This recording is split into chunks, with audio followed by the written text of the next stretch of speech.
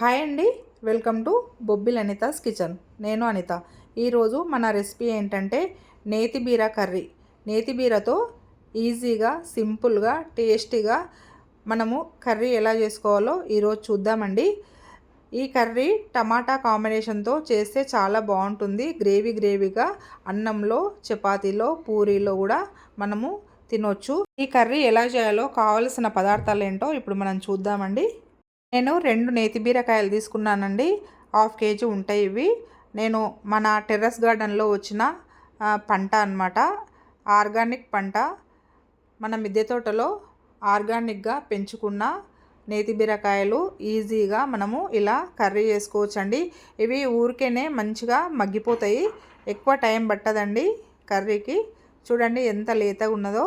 ఇందులో మామూలు బీరకాయల కంటే వాటర్ కంటెంట్ ఎక్కువగా ఉంటుందండి. ఈజీగా మగ్గిపోతాయి. ఇలా మనం శుభ్రంగా కడిగి ఇలా తొక్క తీసి ముక్కలుగా మనము కట్ చేసి పక్కన పెట్టుకోవాలి. చూడండి ఇలా అన్నీ కట్ చేసి మనం పక్కన పెట్టుకోవాలి. ముక్కలు 1/2 కేజీ ఉన్నాయండి. నేతి బీర ముక్కలు 1/2 కేజీ. ఒక పెద్ద సైజు ఉల్లిపాయ, ఒక 4 టమాటాలు తీసుకున్నానండి. చిన్న సైజు అంటే మీడియం సైజు. 2-3 రెబ్బల కరివేపాకు తీసుకున్నాను. ఇవి మొత్తము ఇలా కట్ చేసి పక్కన పెట్టుకోవాలి. మిగతా ఇంగ్రీడియంట్స్ మనం కర్రీ చేసేటప్పుడు యాడ్ చేసుకుందామండి. ఇప్పుడు స్టవ్ పై ఒక ప్యాన్ పెట్టుకొని ప్యాన్ వేడయ్యాక 2 టేబుల్ స్పూన్ ఆయిల్ తీసుకోవాలండి. ఆయిల్ హీట్ అయ్యాక 1/2 టీ స్పూన్ జీలకర్ర యాడ్ చేసుకోవాలి. 1/2 టీ స్పూన్ ఆవాలు కూడా యాడ్ చేసుకొని కొంచెం ఫ్రై అయ్యాక మనము ముందుగా కట్ చేసి పెట్టుకున్న ఉల్లిపాయల్ని యాడ్ చేసుకుందాం. ఈ ఉల్లిపాయలు ఆయిల్లో కొంచెం ఫ్రై కావాలండి. ఫ్రై అయ్యాక మనం అందులో అల్లం వెల్లుల్లి పేస్ట్ 1 టీ స్పూన్ యాడ్ చేసుకుందాం. ఈ అల్లం వెల్లుల్లి పేస్ట్ కొంచెము ఆయిల్లో ఫ్రై కావాలి, అంటే పచ్చివాసన పోయేంత వరకు మనము వేయించుకోవాలి. 1 నిమిషం వేయించుకున్న తర్వాత ఇప్పుడు కరివేపాకు యాడ్ చేసుకుందాం. కరివేపాకు 1 నిమిషం వేగిన తర్వాత ఇప్పుడు 1/2 టీ స్పూన్ పసుపు యాడ్ చేసుకుందాం. పసుపు పచ్చివాసన పోయేంత వరకు ఆయిల్లో ఇలా ఫ్రై చేసుకోవాలి. ఇవి మొత్తం వేగిన తర్వాత నేతి బీర ముక్కల్ని యాడ్ చేసుకుందామండి. ఈ నేతి బీరకాయ ముక్కలు మొత్తం కలిసేటట్టు కలుపుకోవాలి. ఒక 5 మినిట్స్లోనే కర్రీ రెడీ అవుతుందండి. ఈజీగా ఉడికిపోతాయి ఈ నేతి బీర ముక్కలు అయితే. చాలా ఈజీగా కర్రీ అండి. టేస్ట్ కూడా చాలా బాగుంటుంది.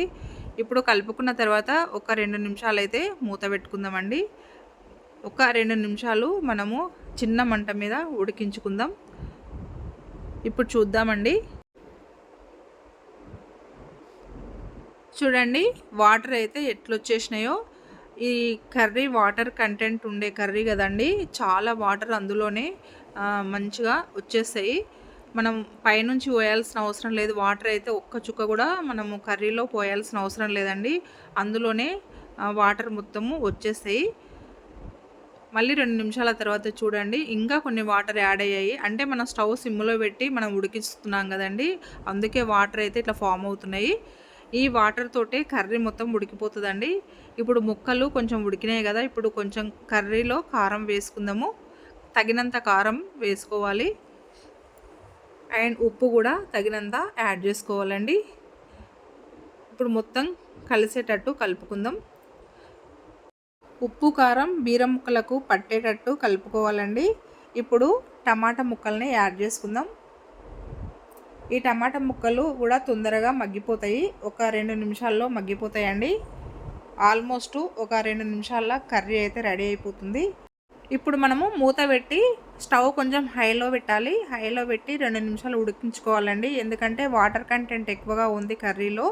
అందు గురించి హైలో పెట్టి ఇలా ఉడికించుకోవాలి. ఇప్పుడు ఒకసారి మళ్ళీ కర్రీ కలుపుకోవాలండి. మొత్తం కలుపుకొని ఇందులో కొంచెం ధనియాల పొడి యాడ్ చేసుకుందాం. 1 టీ స్పూన్ ధనియాల పొడి యాడ్ చేసుకోవాలండి. ఇప్పుడు 1 టీ స్పూన్ నువ్వుల పొడి కూడా యాడ్ చేసుకుందాం.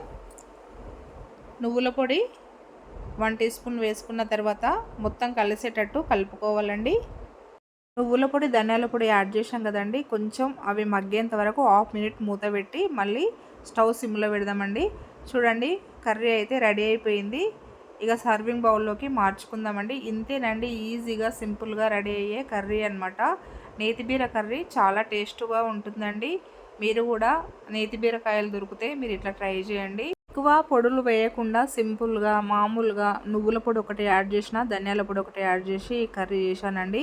ఎక్కువ పొడులు కూడా మనకు శరీరానికి మంచిది కాదండి, ఆరోగ్యానికి చాలా చేటు చేస్తాయి. పొడులు ఎక్కువ యాడ్ చేసుకోవద్దు.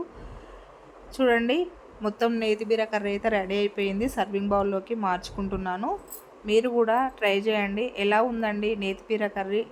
ఇది అన్నంలో, రోటీలో, పూరీలో మరియు చపాతీలో తినొచ్చు. చాలా బాగుంటుందండి. ఎలా ఉందండి రెసిపీ? మీకు నచ్చిందా? నచ్చినట్టయితే ఒక లైక్ చేయండి, షేర్ చేయండి. మరికొన్ని రెసిపీస్ కోసం బొబ్బిలి అనితాస్ కిచెన్ని సబ్స్క్రైబ్ చేసుకోండి.